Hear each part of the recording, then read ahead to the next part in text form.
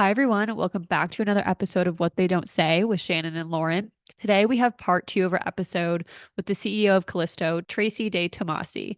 Now, if you don't know who Tracy is or what Callisto is, you should definitely go listen to the episode before this one for more background, where we talk about things such as safety lists, which are all those things that are, cover your drink, don't walk alone at night, and why those lists actually can become a laundry list of ways to blame ourselves and a whole lot more. But on this week's episode, Tracy is going to go more in depth about Callisto itself. Callisto is a nonprofit that uses technology to prevent sexual assault.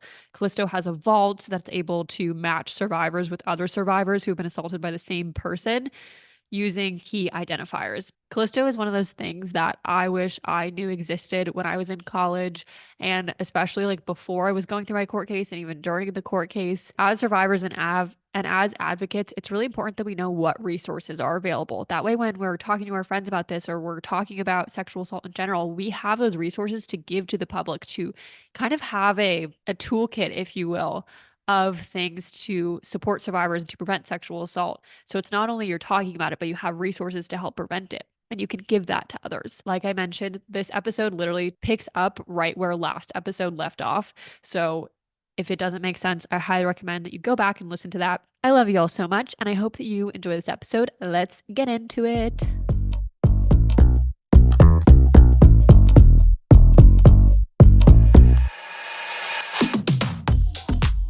You are the CEO of an amazing organization called Callisto, and we would just love to hear about some of that work, but also like why Callisto is such a value add in the survivor space. So at Callisto, we have built technology to help connect survivors of serial perpetrators. It's revolutionary. I became the CEO about 2 years ago, and I decided to do that because I believe that this is actually a solution. In the 25 years I've done this work, the numbers haven't changed much, and I believe that Callisto has the ability to change that. And so what we've done is we created a highly encrypted tech platform called Callisto Vault, and anybody in the US and its territories with an active .edu email address has free access. So schools don't pay for it, survivors don't pay for it, and that means staff, professors, students, any alumni, anybody with a .edu email address has free access. So if you have free access to that, and if you're wondering, did my perpetrator harm somebody else? We have what's called the matching system. And it's really fairly quick and easy to enter into matching. You put in where the assault occurred, the state where the assault occurred, or if it occurred internationally, and that's because sexual assault laws vary from state to state. You put in a unique identifier of the perpetrator. So the perpetrator's social media handles, email address, or phone numbers. There's 12 options that we have right now, and you put in as many as you know. And that's what we match on. Then you consent to be contacted if there's a match. So if there are two people that put in the same Instagram handle and name the same perpetrator's Instagram handle, there's a match.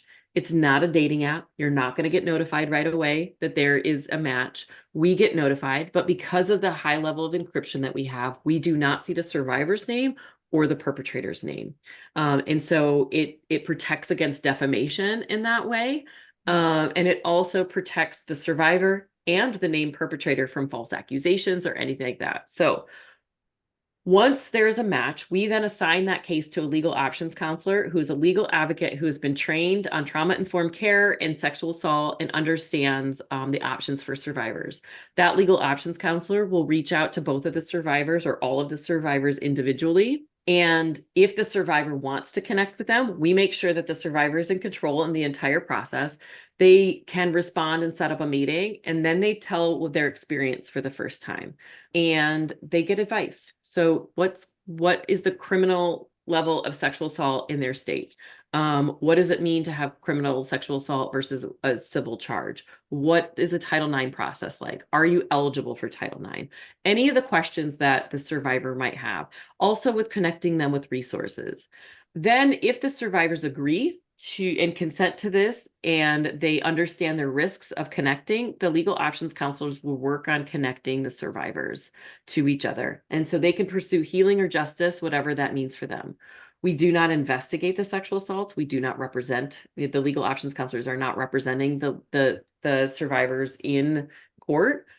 We do not report We do not share information with the police or with Title IX. It is the survivor's responsibility if they choose to do that. So we're not trying to go after perpetrators without victim consent. What we're trying to really do is empower survivors to be able to make that decision.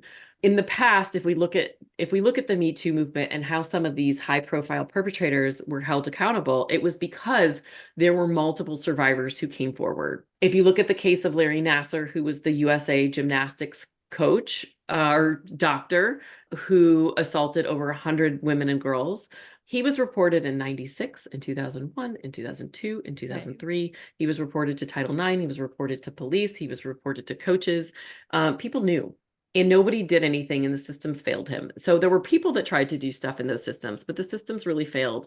And then it took a reporter in I think it was the Indianapolis Star, I think was the paper. And it also took one of the survivors, Rachel Den Hollander, to come forward and be named. And she was really smart, and she knew that if she named herself, she knew there were other victims, and it worked. First of all, I would highly recommend her book. It's an incredible read, but it took her coming forward and publicly disclosing and dealing with all of those comments that we've already talked about, and experiencing all of that for other survivors to feel safe to come forward. And once they did, that was so powerful. He was held accountable. He was put in jail for hundreds of years. And the survivors got to talk, like say victim impact statements, and to really confront him, which was really, really healing for the survivors. Now, not all survivors want to do that, and that's okay, but we want to give them the option to connect before they have to go public, before they do a report. They can report and use our system. It is not an either or, it is just another option. Again, in October, everybody with a .edu email address has free access. We are 100% philanthropically funded, so it's no charge to the school. And we're really working on spreading the word at this point. I know that there isn't a lot of studies about the power of connection, but having worked with survivors as long as I have, there anecdotally is a huge healing factor of just knowing that that perpetrator harmed somebody else. Because if you're feeling guilty if I drink too much, knowing that you're not the only one, it wasn't about you. Right. It wasn't your behavior. Or maybe I didn't know that I was sexually assaulted. Like, was that sexual assault? Did I have something to do with it? And you find out that you're not the only one, you know it was sexual assault. And it just changes that. I know Jess Michaels is a really good friend of mine, and I share this story with her permission. She is a 1992 survivor of Jeffrey Epstein, and she lived with that for almost 30 years. And then she saw Jeffrey Epstein's face in the paper. She didn't know his name. She just knew that that was her rapist. That was when her healing journey started. Just knowing that she wasn't the only one changed how she was able to really start healing. And she's a huge advocate of Callisto at this point, because she knows the power of collective action with survivors. And I hope that in 5 years, 10 years, Callisto doesn't have to exist, that the reporting systems and the criminal justice system and the civil justice system work better. I really hope that that's where we get to, and that I can close this organization down. But until that happens, we need another route. And this is the route that we have done. Yeah. Yeah. I mean, it's kind of crazy how validating it can be to know that there are other survivors out there. Obviously, like, it's like you don't want that, right? Because like you don't want anyone else to have experienced the pain that you've experienced. But me and Shannon can really speak on behalf of that, because like in our trial, their investigation found other women, and like that we didn't know. Yeah. And like I know that in a lot of cases, like the other women are not found, or like that doesn't come to light. And so like, I guess in that way, like it was fortunate that these women not only were found, but were willing to speak on behalf of what happened to them.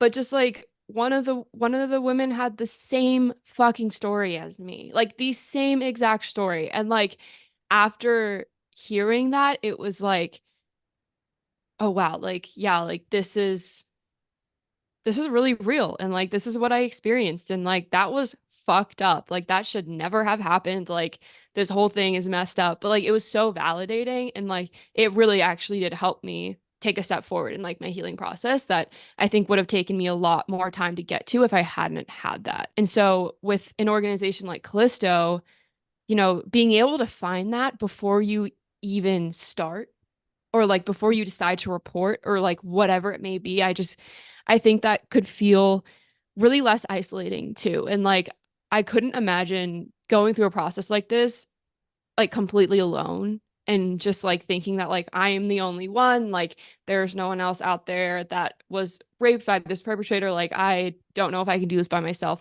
And so it like breaks down that barrier. And then like if you do find a match, like, and they, maybe you want to press charges and maybe they also want to press charges, and then you feel like you have a fucking team that you can go to war with. Well, and I think that every time we get a match, it's this, we got a match.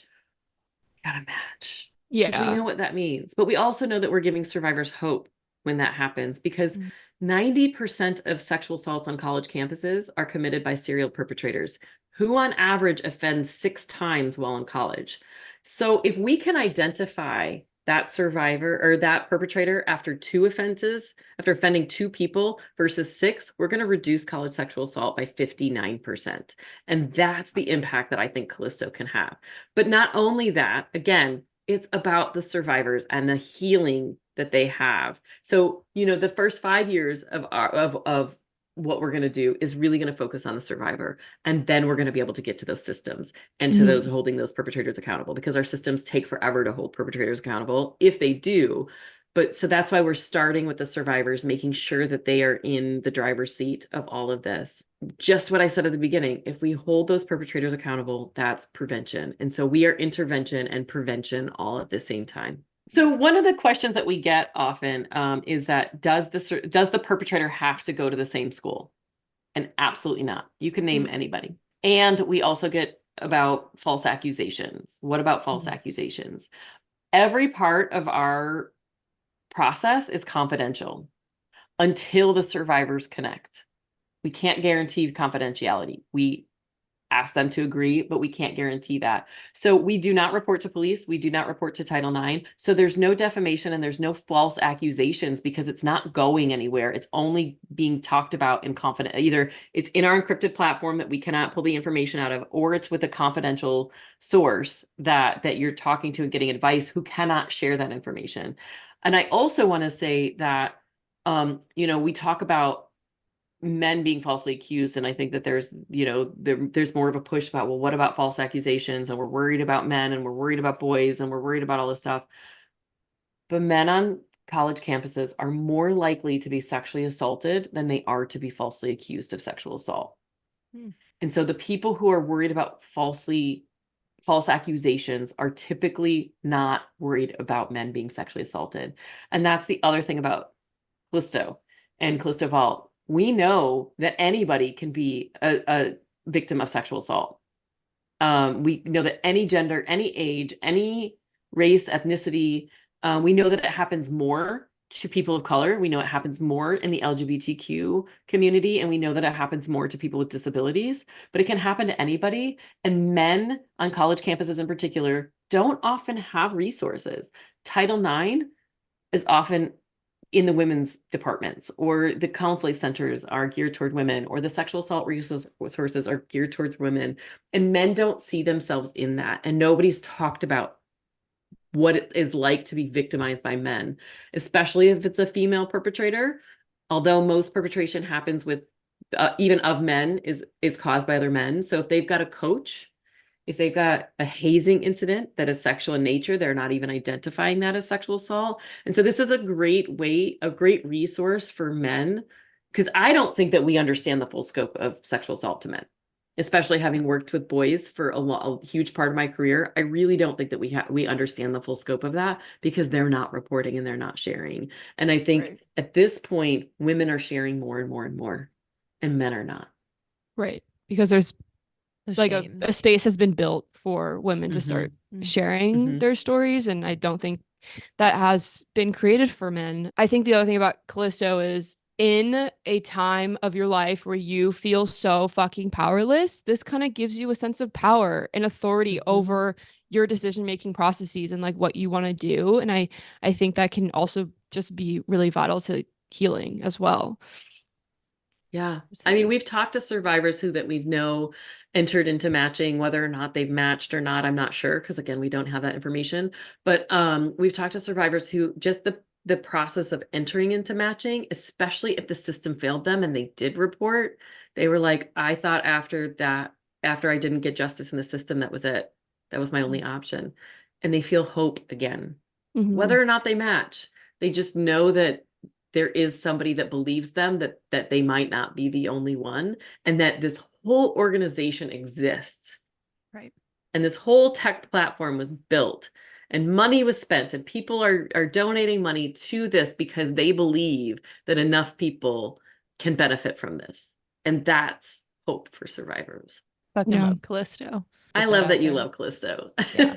And I mean, I talk to people of all ages, and I always know when I give my spiel and I can tell the look on their face, and somebody pauses, men and women, and they look at me and they go, I wish this happened I wish this existed when I was in college.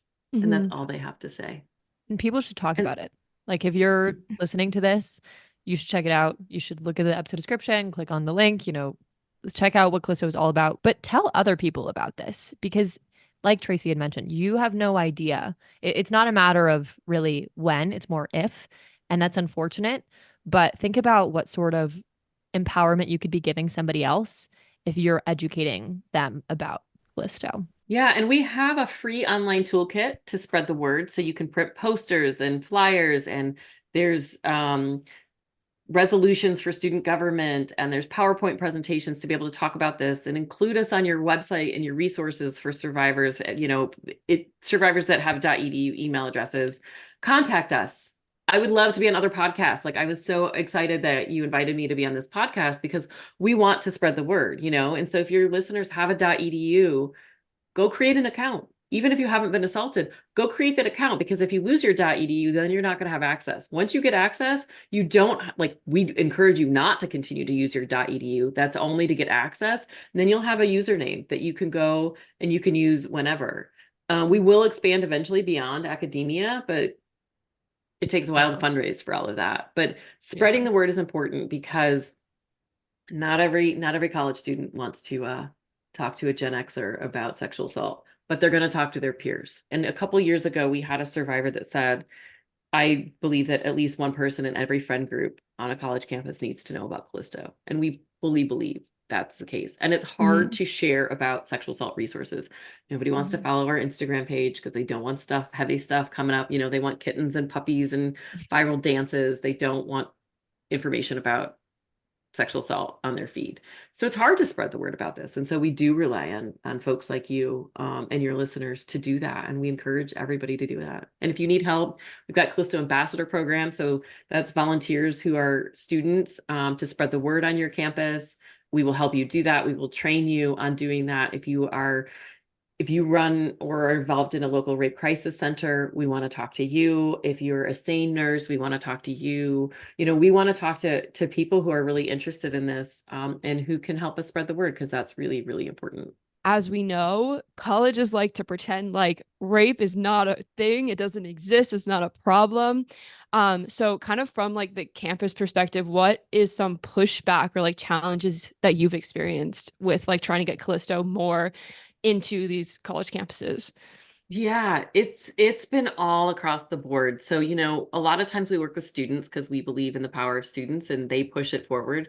We get a lot of resistance from admin. And I think a lot of it is because they just don't understand what we're doing.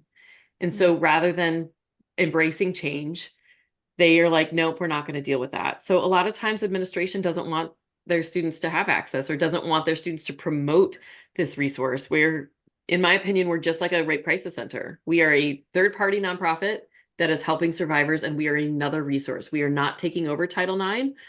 You can use Title IX and you can use us. You can go to the police and you can enter in information to Callisto Vault. You can use both.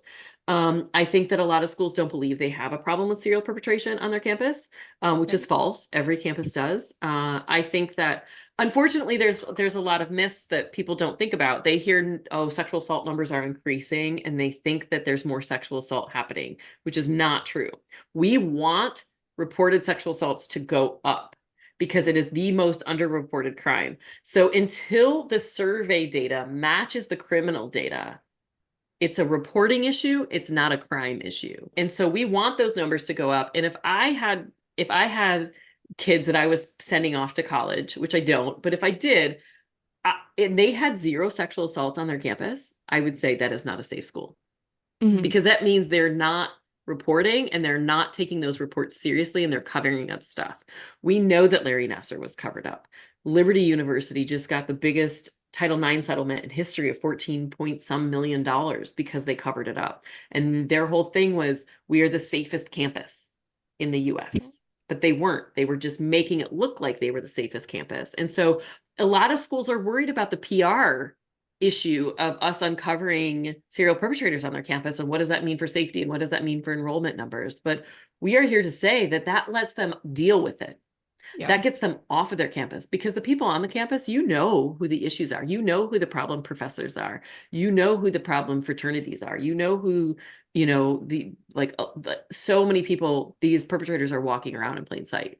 And so I think that that's a big pushback, and it's going to cost these schools money, especially if they have been covering it up, Right. or it's their star athlete or their star coach or their star professor that's bringing in a lot of research money. It's all of that. And so I think that, and again, it's just confusion as to what we do, because we are paving the way. Nobody else is doing this. And so people just don't fully understand, and they're worried about defamation. They're worried about false reporting. And rather than talking to us, and some administrations have, and they're great. And some don't, and some talk to us and they're still like, no, we don't want you to be involved. And so the more support we get, and the more pressure we put on those schools that don't want access, because there is a precedent of other schools and administrations really going, I get this. I understand it. You know, we want to be part of the solution and we believe that this is part of a solution, is going to really just help our case. Yeah. I mean, I think overall, like, colleges just, they just don't even want to know. They're like, if our star athlete is a serial rapist, like, we just don't even want to know. Like, let's just let him live his life so that he can bring in money for our fucking football program, like, whatever. Like, they're just so, like, they just don't even want to know. And so, like, I could see schools, like, not wanting to bring Callisto in, because then, like, it would start to expose more perpetrators on their campus, and, like, would expose the fact that, like, yeah, they have issues. But I do hope, like, to your point, that as a society we can get to a place where, like, parents are like, oh, well, like, they're saying that they're like a crime-free campus and, like, nothing bad happens. Like, that's a red flag. Like, we want our kid to be going to a college where they are taking ownership of the fucking problems on their campus, because then we know that they're actually maybe taking steps to doing something about it, and, like, at least kicking these kids off the campus. And so, like, I don't think we're there yet, because I think parents too also kind of want to live in ignorance of, like, oh, like, Absolutely. no, it's everything's fine on the college campuses. Nothing bad is going to happen to my kid, which, like, of course you don't want to believe that anything terrible will happen to them. But I think it is important that, you know, we just, like, are in that place of understanding that it happens on every single campus, regardless of, you know, if you're like a super religious Christian campus or like a big state school, like, it happens. And it happens everywhere. Exactly. Right. And we as a society just, like, need to understand that and know that. And I feel like we still don't for some reason. Yeah. And I mean, the amount of people that I talk about, my school's definitely the worst. My school's the worst. I'm like, they're all terrible. I've heard the stories from every school. I mean, that's an exaggeration, but there's not a school that doesn't have issues. And we can help that, and we can work with the schools, and, you know, we can be a liaison to the Title IX office. You know, we're not discouraging reporting. We're giving the survivor tools to do what is best for them, while also understanding that reporting is not the best option for everybody. Universities love to talk about how much they care about their students. They love to just talk about it, but there's very few actions that you really see them take. And so I hope that in the future, universities will say, I'm going to not only talk the talk, but I'm going to walk the walk. And when we say we care about our students, put your money where your mouth is. Like, look at these resources. Don't just have one or two little sexual assault workshops for freshmen and never do anything about it again. You know, And the greatest thing is that the schools, there's no cost to the schools. Their students have access, regardless right now, if whether they want them to or not. The investing in Callisto piece is allowing their students to put posters about this resource. It's about including this as a resource on their website. There are no cost options to them unless they want to pay to print out our flyers, which great, fantastic. But it's just allowing student groups to be able to put up this and to have it as a sanctioned resource that the school believes in. We intentionally did this because we learned some lessons when we used to try to partner with Title IX years ago, and it didn't work. And it's because of budgets, it's because of all the things that we've named. And so we decided to take that red tape and to take those barriers away from the school, and empower the students and empower the survivors and empower the professors. Like, we know there's a lot of sexual harassment going on. And the other thing I should say is that we don't define sexual assault for survivors. It's whatever somebody has felt like they have been violated. So it may or may not reach a criminal sexual assault level, or it may or may not reach a Title IX case. But if they feel like they have been violated, then they can use our system. The worst thing that's going to happen is nobody else felt violated in that way, and they don't get a match.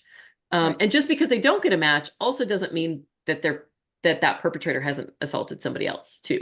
It just means that the other survivors may not be using our system. And whether colleges want to spread the word and be a part of that process or not, it's going to overtake the campus. Exactly. It's at some point in time. So it's best because we're going to get big. And when we do, the schools that are involved now can say we were involved from the beginning versus we got involved when there was a PR nightmare. And that's normally when it happens, though. Like, schools, a university gets absolutely destroyed by the media for how they handled a rape case, and then they're like, oh shit, now we have to care. But it's like, it shouldn't get to that point. Like, why does it have to get to that point for these colleges to give a shit? Like, that's ridiculous. I'm waiting for the day when somebody says we become a verb, and somebody says, don't do that, otherwise you'll get Callisto'd. And it makes people think about, did I really get consent? Yeah. Like, could this be something that somebody would feel violated for, that they would see if I've done this to somebody else? So I'm going to check my own behavior to make sure that nobody puts me in this system. We briefly mentioned some myths that go on, whether that's false reporting rates or just general sexual assault rates. And we hear lots of myths all the time, either spoken to us or talked about in conversations. And one of the biggest ones is that we hear a lot that, oh, well, person B never would have been assaulted if person A had just come forward and reported the perpetrator in the first place. Can you sort of discredit this myth and sort of talk about why this isn't the conversation that we should be having? That's absolute bullshit.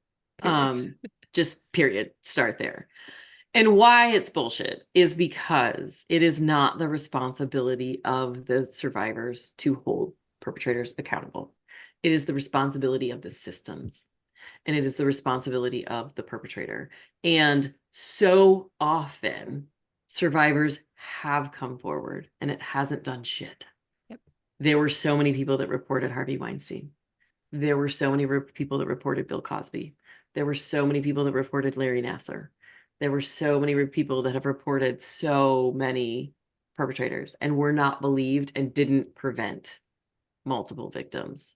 So it is not the responsibility of that survivor, because the systems are sometimes more traumatic than the perpetrator. Like, there's so many survivors that say going through the process was way more traumatic than the assault itself.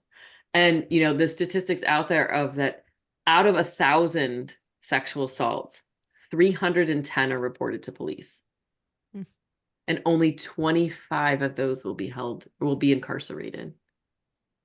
Why would a survivor want to report on that statistic?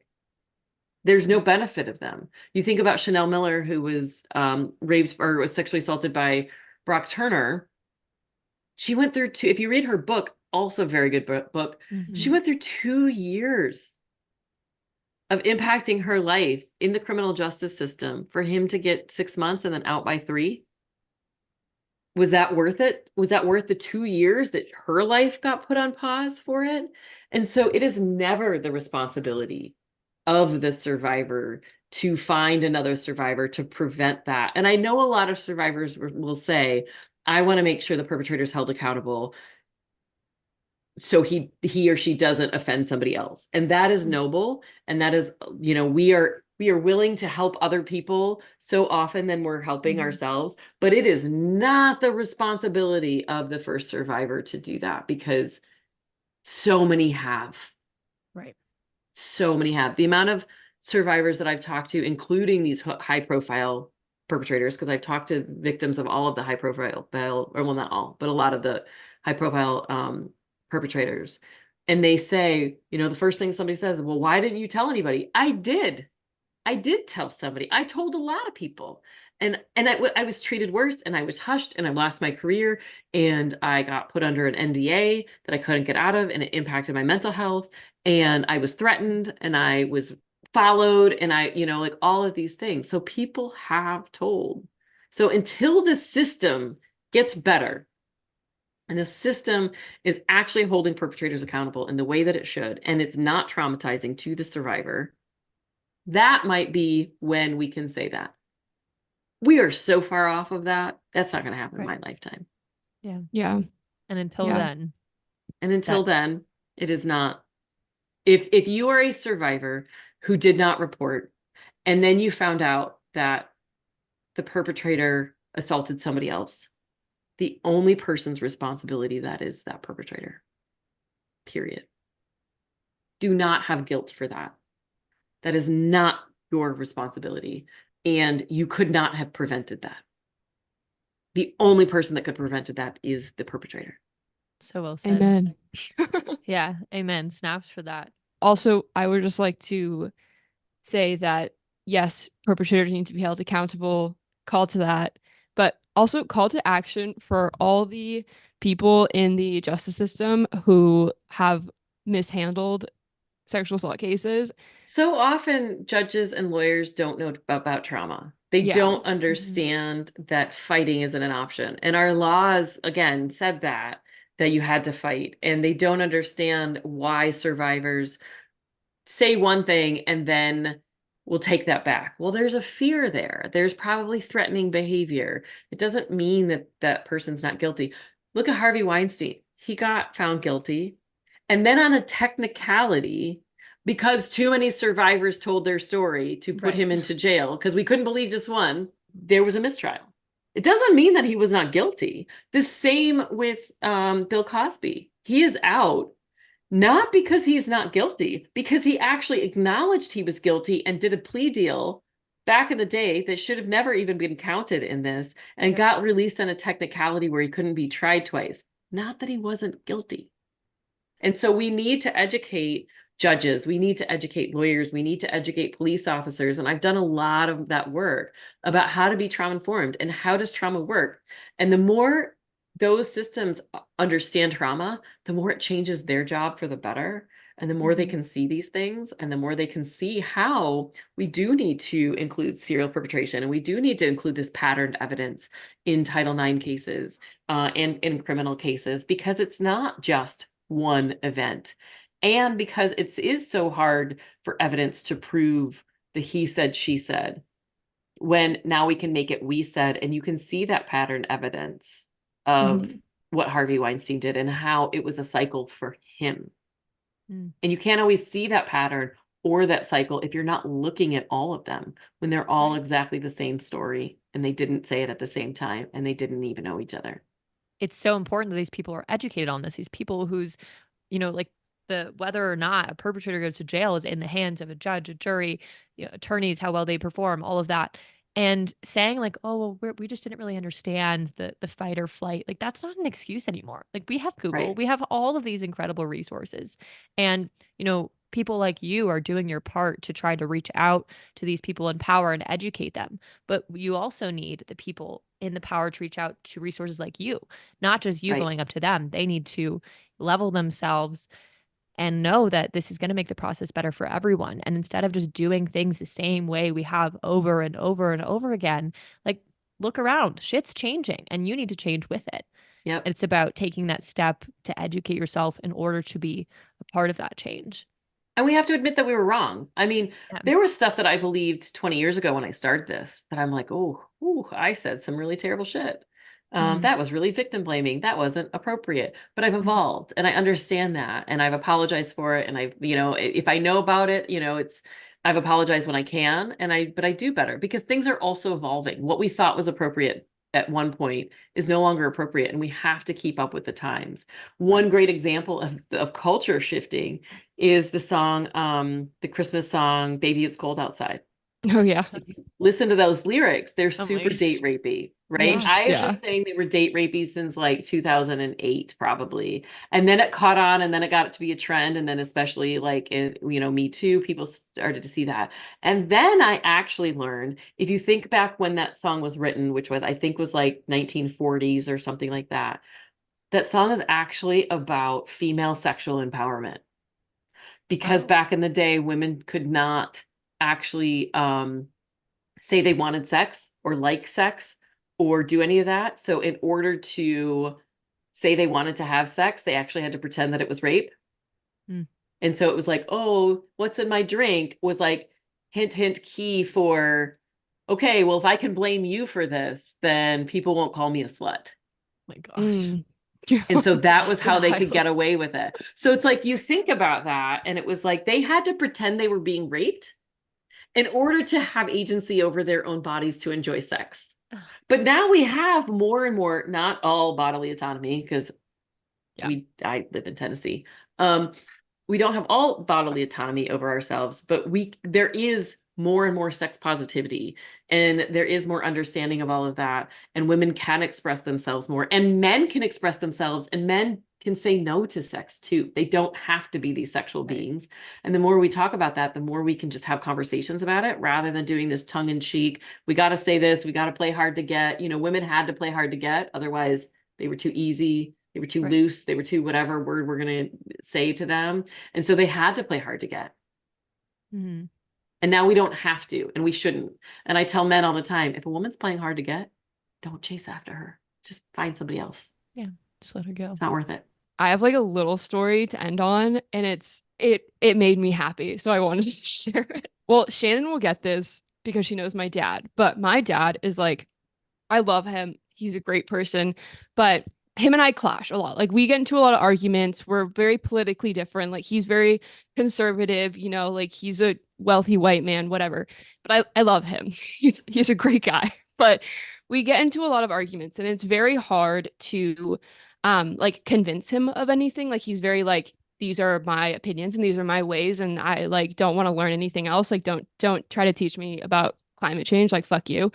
But last night he made a little leap and like I've had arguments with him about like the justice system and like sexual assault and obviously he like very much like supports like me and Shannon like what we're doing and like us as survivors, but he's still a man and there's still a lot of things that he doesn't understand and he also grew up in a different generation where these things weren't talked about as they're being talked about now, and so like, I can't fault him for that. But last night at dinner we were talking about deer because in they like are renting a new house. They like sold their house, whatever.